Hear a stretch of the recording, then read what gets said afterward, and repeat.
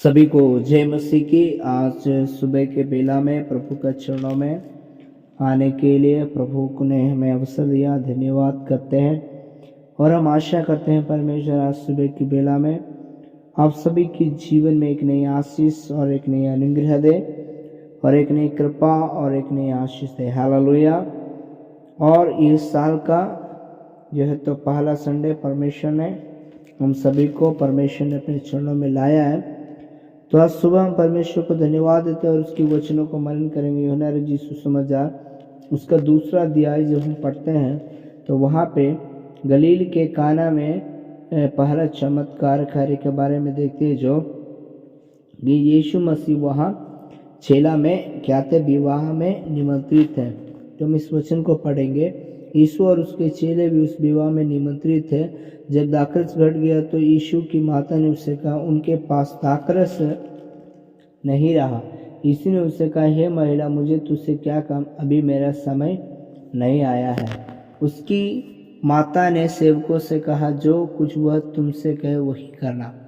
मेरे प्रियो, जब यूहन्ना 2 से लेकर के जो हम 12 तक पढ़ते हैं तो वहाँ पे हम देख सकते हैं परमेश्वर ने किस प्रकार से काना नगर का जो एक विवाह का घर में पहुंचे हुए थे और उस घर का परिस्थिति को बदला। और उस घर में एक बहुत बड़ा बदनामी, उस विवाह में एक बहुत बड़ा बेइज्जती की बात था। वो बेइज्जती की बात ये था कि वहाँ पे दाखरस कम गया था। हम सब समझ सकते हैं कि अगर किसी का घर पे शादी हो और शादी का वक्त अगर कोई चीज़ घट जाए तो उस घर के लिए, उस शादी का कार्यक्रम में आए हुए सभी के लिए एक बेइज्जती का कारण है, एक समस्या का कारण है। लेकिन इस शादी में एक समस्या होने वाला है, लेकिन उसी के बीच वहाँ यीशु मसीह मौजूद है, प्रभु मौजूद है। तब उनकी माँ, जो माता मरियम, वो कहती है जो है तो कि यहाँ दाखरस का ज़रूरत है, यहाँ दाखरस का कमी है, यीशु आप कुछ करिए। लेकिन यीशु मसीह उसको साफ मना करते हैं। 4 में यीशु ने उससे कहा, हे महिला, मुझे तुझसे क्या क्या, मेरा समय अभी नहीं आया है। मेरे प्रियो, मैं आपको एक बात कहने के लिए चाहता हूँ। आज सुबह का हमारे जीवन में एक समय होना चाहिए, वो समय परमेश्वर का समय होना चाहिए। आज हमारा जीवन में बहुत विषय के लिए प्रार्थना करते हैं, बहुत विषय के लिए हम प्रभु के सामने रोया होगा, बहुत विषय के लिए परमेश्वर से विनती किया होगा। हमारा मन में बहुत कई प्रकार का इच्छा रखा होगा, लेकिन कई इच्छा नहीं पूरा हुआ होगा। फिर हम सोचते होंगे मेरे जीवन में ऐसा क्यों है।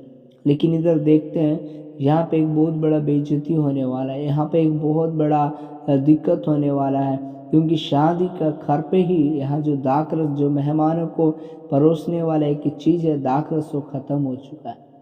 लेकिन वहाँ यीशु मौजूद है। मेरे प्रियो, यीशु मसीह की माँ मरियम कहती है सेवकों को, जो कुछ वह तुमसे कहे वही करना। Praise the Lord, hallelujah. जो कुछ वह तुमसे कहे वही करना। मतलब मरियम अच्छे से जानती थी कि यीशु जो कुछ भी करेगा वो बढ़िया करेगा। हालेलुया।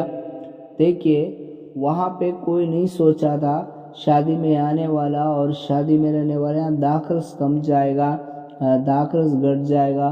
और कोई नहीं सोचा था कि वहाँ पर यीशु आ जाएंगे, वहाँ पर यीशु एक ऐसा चमत्कार करेंगे। हम कई बार सोचते हैं परमेश्वर हमारे रीति से करे, हमारे योजना से करे, हमारे विचार से करे, हमारे प्लान से करे, लेकिन यहाँ पर ऐसा कुछ नहीं होता है।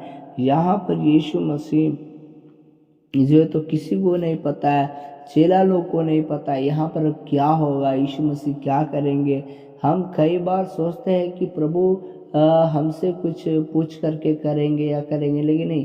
लेकिन एक प्रभु का समय है, एक प्रभु का टाइम है। वो जब टाइम आएगा प्रभु हमारे जीवन में बड़ा काम करेगा। देखिए, यीशु मसीह चेला लोग को 6 में आज्ञा देते हैं। वहाँ यहूदियों के शुद्ध करने के रीति के अनुसार पत्थर के 6 मटके धरे थे, उनमें 2-2, 3-3 मन समाता था। यीशु ने उनसे कहा, मटकों में पानी भर दो। उन्हें मुँहा मुँह भर दिया। और तब जब उसने उनसे कहा, अब निकाल कर भोज के प्रधान के पास ले आओ, और वे ले गए। हालेलुया। अभी देखिए यीशु मसीह कहते हैं चेला लोग को आज्ञा देते, जाओ जो शुद्ध होने के लिए मटका है। आमीन। मटका क्या के लिए? शुद्ध होने के लिए, मतलब ये लिखा यहूदियों को शुद्ध करने की रीति के अनुसार। हालेलुया। किसको शुद्ध करने के लिए? यहूदी लोग को शुद्ध करने के लिए क्या है? मटका उधर रखा हुआ है। मटका क्या के लिए है? जो है तो उसमें 3-3 मन, 2-2, 3-3 मन समाता था। क्या? उसी में पानी समाता था, पानी रखा जाता था। और यहाँ पे यीशु ने उनको कहा मुँहा मुँह भर दो। देखिए हालेलुया।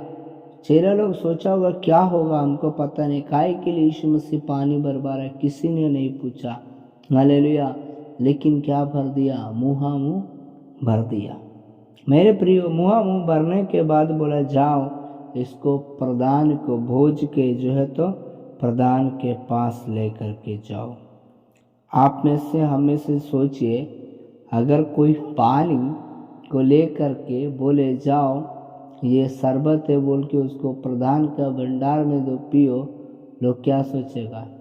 अरे बाप रे, आज हमको मार खाना पड़ेगा, आज हमको मार खिलाएगा। हालेलुया। लोग सोचेगा अरे यीशु मसीह बोला है दे देंगे, लेकिन एक काम करना, जब प्रधान के पास हम जाते तो दरवाज़ा खुला रखना, कारण वो हमको मारेगा तो हमको भागने का क्या मिलेगा? मौका मिलेगा। लेकिन प्रभु देव बोला नहीं, मुँहा मुँह भर दो। जब वो मुँहा मुँह भर दिया तब क्या हो गया? वो पानी को ले यीशु मसीह आज्ञा दिया है। क्या आज्ञा दिया है? प्रधान के पास लेके जाओ। वो विश्वास, वो भरा हुआ एक विश्वास के साथ वो उधर गया है। उनके अंदर जरा भी डाउट नहीं आया, जरा भी संदेह नहीं आया, जरा भी संदेह की बात नहीं आया। हालेलुया। और वो प्रधानों के पास ले गया। प्रधान ने जब चखा तो क्या कहा? अरे लोग पहले अच्छा दागरस देता है, बाद में फीका देता है, लेकिन तुमने अभी तक क्या रखा है? अच्छा दागरस रखा है। हालेलुया। मेरा प्रियो, मैं आज सुबह आपसे कहने के लिए चाहता हूँ, हमारा परमेश्वर अच्छा दागरस देने वाला है। अच्छा मतलब है हमारे जीवन में नया जीवन बनाने वाला है, हमारे जीवन में नया नया कार्य करने वाला है। Hallelujah, hallelujah. अगर आज हमारा जीवन में, आज अगर हमारा परिवार में अगर हम यीशु है तो, हमारा जीवन में यीशु है तो, हमें पता नहीं है, हमें मालूम नहीं है, लेकिन हमें पूरा पूरा मुँहा मुँह भरा हुआ एक विश्वास है तो, एक भरा हुआ विश्वास है तो प्रभु हमारे जीवन में क्या करेंगे? बड़ा बड़ा काम करेंगे। क्योंकि लिखा है 11 में यीशु ने गलील के काना में यह पहला चिन्ह दिखाकर अपनी महिमा प्रकट की और चेलों ने उस पर विश्वास किया। Hallelujah, hallelujah, hallelujah. देखिए हालेलुया, कौन? चेला लोग को विश्वास बढ़ाया। हम कई बार विश्वास में कमज़ोर हो जाते हैं, हम प्रार्थना में कमज़ोर हो जाते हैं, लेकिन ऐसा नहीं।